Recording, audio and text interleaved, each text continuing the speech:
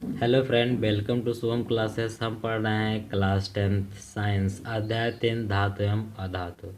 इसके पहले वीडियो में हमने पढ़ा था कि धातुओं को कैसे प्राप्त करते हैं, ठीक है, और धातुओं के निष्कर्षण के बारे में भी जाना था। और इस अध्याय में हम जान चुके हैं सक्रियता श्रेणी के बारे में। सक्रियता श्रेणी क्या होती है कि धातुओं को उनके अभिक्रियाशीलता के अवरोही क्रम में लिखने से जो श्रेणी प्राप्त होती है उसे सक्रियता श्रेणी कहा जाता है। ठीक है, जैसे ये धातुएं हैं potassium, sodium, calcium, magnesium, aluminium, zinc, iron, lead, hydrogen, copper, पारा, सिल्वर और गोल्ड। ठीक है, तो इन धातुओं को जो अपक्रियाशीलता का क्रम है वो क्या है, धीरे धीरे घट रहा है। यानी जो ऊपर धातुएं हैं, ठीक है, ये अत्यधिक अपक्रियाशील हैं, जो मध्य में है अपेक्षाकृत कम अपक्रियाशील हैं, और जो नीचे हैं ये बहुत ही कम अपक्रियाशील धातुएं हैं। ठीक है, और इस वीडियो में हम पढ़ेंगे कि सक्रियता श्रेणी में जो नीचे स्थित धातुएं हैं, ठीक है, जो सक्रियता श्रेणी में काफ़ी नीचे हैं, उनका निष्कर्षण कैसे किया जाता है। ठीक है, चूँकि क्या है, ये बहुत ही कम अभिक्रियाशील हैं। ठीक है, क्या हैं, बहुत ही कम अभिक्रियाशील हैं। ठीक है, तो केवल क्या है, इन धातुओं के जो ऑक्साइड हैं उनको गर्म करके ही ये धातुएं प्राप्त किए जाते हैं। ठीक है, इन धातुओं के ऑक्साइड को ही गर्म करके इन धातुओं को प्राप्त किया जा सकता है। तो जैसे मरकरी है, मरकरी का एक अयस्क है सिनेबार। ठीक है, सिनेबार यानी HgS।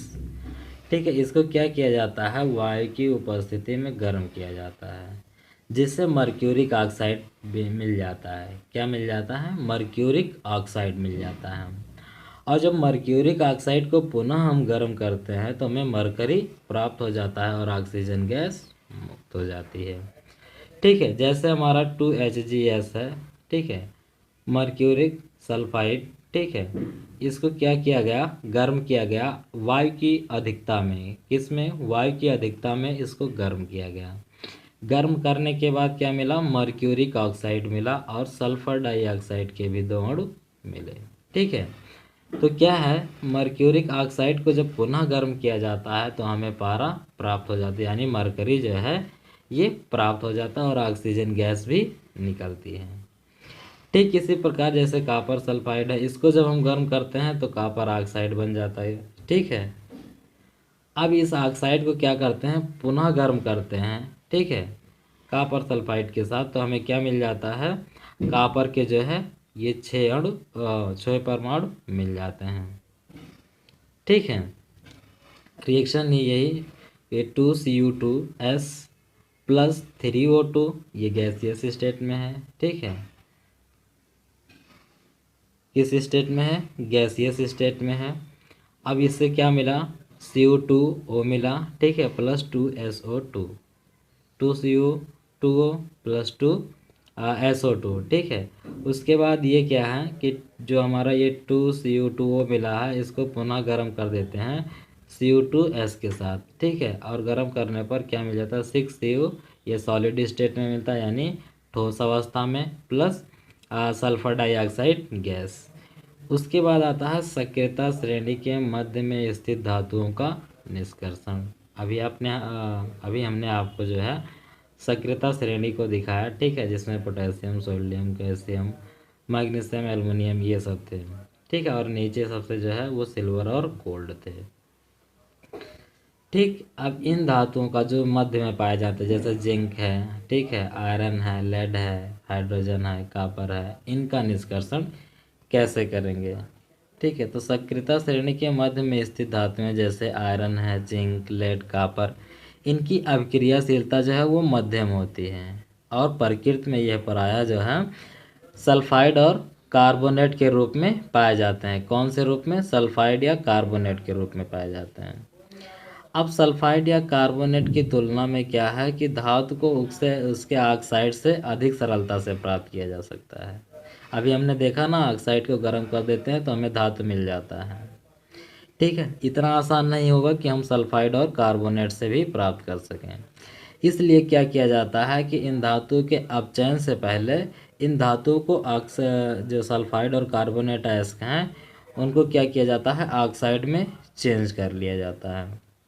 अब इन धातुओं के जो सल्फाइड अयस्क हैं उनको वायु की उपस्थिति यानी वायु की अधिकता में जब गर्म करते हैं तो ये ऑक्साइड में चेंज हो जाते हैं, ठीक है। और इस प्रक्रिया को क्या कहा जाता है, भर्जन कहा जाता है। यानी सल्फाइड अयस्कों का वायु की उपस्थिति में गर्म करने पर ऑक्साइड प्राप्त होता है और इस क्रिया को भर्जन कहते हैं। इसी प्रकार जो इन धातुओं के कार्बोनेट अयस्क हैं उनको क्या किया जाता है, सीमित वायु या फिर बिना वायु के ही गर्म करने पर क्या होता है, ये ऑक्साइड में बदल जाते हैं, ठीक है। और इस प्रक्रिया को क्या कहा जाता है, निस्तापन कहा जाता है, ठीक है। यानी इसमें वायु उपस्थित नहीं होता है, ठीक है। तो भर्जन और निस्तापन के बाद क्या आता है कि इन धातुओं का जो है अपचयन किया जाता है, क्योंकि भर्जन और निस्तापन के बाद ये ऑक्साइड में परिवर्तित हो जाते हैं, ठीक है। आइए इनके रिएक्शन को देखते हैं। ये हैं, ठीक है, भर्जन की प्रक्रिया, उसके बाद निस्तापन की प्रक्रिया, ठीक है। भर्जन का रिएक्शन है जैसे जिंक है, जिंक सल्फाइड है, ठीक है। तो 2ZnS ये सॉलिड स्टेट में है, ऑक्सीजन की उपस्थिति में इसको गर्म किया गया तो जिंक ऑक्साइड बना और सल्फर डाइऑक्साइड भी निकल गया। इसी प्रकार निस्तापन भी है, ठीक है। ZnCO3 इसको गर्म किया गया, ठीक है। इसको बिना वायु के ही या बहुत सीमित वायु की उपस्थिति में गर्म किया जाता है तो जिंक ऑक्साइड मिलता है और कार्बन डाइऑक्साइड भी मिलता है। अब इस तरह जो ऑक्साइड मिले हैं उनको उपयुक्त जो है अपचाय के उपयोग करके अपचयित कर लेते हैं और धातु हमें प्राप्त हो जाती है, ठीक है। क्या होती है, धातु हमें प्राप्त हो जाती है। तो जैसे ZnO का अपचयन करने के लिए हमें कार्बन की आवश्यकता पड़ती है, किसकी आवश्यकता पड़ती है, कार्बन की आवश्यकता पड़ती है, ठीक है। तो इसको कार्बन से अपचयित करके जिंक धातु को प्राप्त कर लेते हैं और कार्बन मोनोऑक्साइड निकल जाता है। ठीक इसी प्रकार जो सक्रियता श्रेणी में सबसे ऊपर धातुएं स्थित होती हैं इनका निष्कर्षण कैसे किया जाता है, ठीक है। जो सबसे ऊपर उपस्थित होती हैं तो ये क्या है, अभिक्रियाशीलता इनकी जो है बहुत ही कम होती है, ठीक है। क्या होती है, सॉरी, जो सबसे ऊपर स्थित होते हैं इनकी अभिक्रियाशीलता काफ़ी ज़्यादा होती है, क्योंकि जो सबसे नीचे उपस्थित हैं इनकी अभिक्रियाशीलता क्या है, काफ़ी कम है। जैसे हमारे सिल्वर है, गोल्ड है, ठीक है, इनकी अभिक्रियाशीलता क्या थी, काफ़ी कम थी। और इनकी जो सबसे ऊपर उपस्थित हैं इनकी ये काफ़ी ज़्यादा अभिक्रियाशील हैं और इन्हें कार्बन के साथ गर्म करके इनके यौगिक प्राप्त नहीं किया जा सकता। उदाहरण के लिए है कार्बन के द्वारा सोडियम, मैग्नीशियम, कैल्शियम, एल्युमिनियम आदि के ऑक्साइड का अपचयन कर उन्हें धातुओं में परिवर्तित नहीं किया जा सकता है, ठीक है। तो क्या किया जाएगा कि ऐसा क्यों होता है कि इन धातुओं की जो बंधुता है कार्बन की अपेक्षा ऑक्सीजन के प्रति अधिक होती है, ठीक है। तो इन धातुओं का जो है हम विद्युत अपघटन द्वारा क्या करते हैं, प्राप्त करते हैं, ठीक है।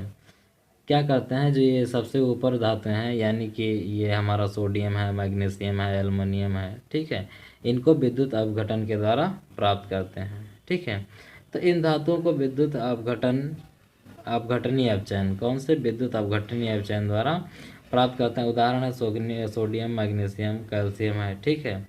इनके गलित जो क्लोराइड है यानी इनके क्लोराइडों को क्या किया जाता है, विद्युत अपघट में डाल दिया जाता है और इन्हें विद्युत अपघटन से क्या किया जाता है, विद्युत अपघटन से प्राप्त किया जाता है। कैथोड पर जो है वो ऋणावेशित इलेक्ट्रोड है। कैथोड क्या है, एक ऋणावेशित इलेक्ट्रोड है। इस पर क्या है, धातुएं निक्षेपित हो जाती हैं तथा एनोड पर क्या है, जो ऋणावेशित हमारा क्लोरीन है, ठीक है, एनोड धनावेशित होता है इलेक्ट्रोड और क्लोरीन क्या होती है, ऋणावेशित होती है। तो इन पे क्या होती है, ये आकर एकत्रित हो जाती है, ठीक है।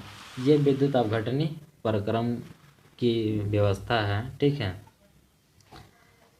यानी एक टैंक में क्या किया जाता है, 2 इलेक्ट्रोड लटकाए जाते हैं और इसमें विद्युत अपघट डाला जाता है, उसके बाद विद्युत धारा प्रवाहित की जाती है। तो जो हमारी धातुएं हैं वो किस पे एकत्रित हो जाती हैं, कैथोड पर एकत्रित हो जाती हैं, ठीक है। धातुएं जो है कैथोड पर एकत्रित हो जाती हैं और एनोड पर जो क्लोरीन आता है वो एकत्रित हो जाता है।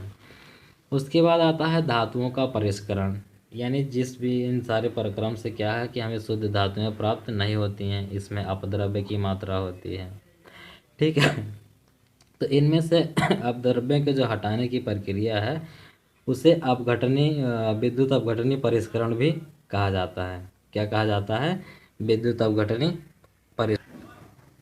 विद्युत अपघटनी प्रक्रम में क्या है, copper, zinc, tin, nickel, silver, इन सब धातुओं का, ठीक है, अनेक धातुओं का परिष्करण जो है अपघटन के द्वारा किया जाता है। इस प्रक्रम में जो हमारा अशुद्ध धातु है उसका एनोड बनाया जाता है, ठीक है, और शुद्ध धातु की एक पतली सी कैथोड बनाई जाती है। इसके बाद क्या होता है, धातु के लवण जो है, ठीक है, धातु के लवण का विलयन विद्युत अपघट्य के रूप में उपयोग कर लिया जाता है, जो टैंक में भरा होता है, ठीक है। इसमें धातु का जो जैसे कापर है तो कापर सल्फेट का लवण जो है, लवण का विलयन इसमें क्या किया जाएगा, अपघट्य के रूप में उपयोग कर लिया जाता है, ठीक है। अब धातु के लवण के विलयन में जब विद्युत धारा प्रवाहित की जाती है, ठीक है, तो ये क्या करते हैं, जो हमारा कापर है ये यहाँ से निष्कर्षित होने लगता है, यानी जो मोटी परत अशुद्ध धातु कापर की अशुद्ध धातु की बनाई गई है, इससे कापर निष्कर्षित होता है और कैथोड पर क्या होता है, जाके अवक्षेपित हो जाता है, और जो अशुद्धियाँ होती हैं वो एनोड के नीचे एकत्रित होने लगती हैं, ठीक है। तो इस विधि से हम क्या करते हैं, धातुओं का विद्युत अपघटनी परिष्करण द्वारा निष्कर्षण कर लेते हैं, और हमें शुद्ध धातु क्या होती है, प्राप्त हो जाती है, ठीक है। तो ये वीडियो यहीं समाप्त हुआ। आपको वीडियो कैसा लगा, ठीक है, हमें लाइक और कमेंट करके बताएं। अगर आप वीडियो अपने दोस्तों को भी दिखाना चाहते हैं तो वीडियो को ज़्यादा से ज़्यादा शेयर करें, ठीक है। इस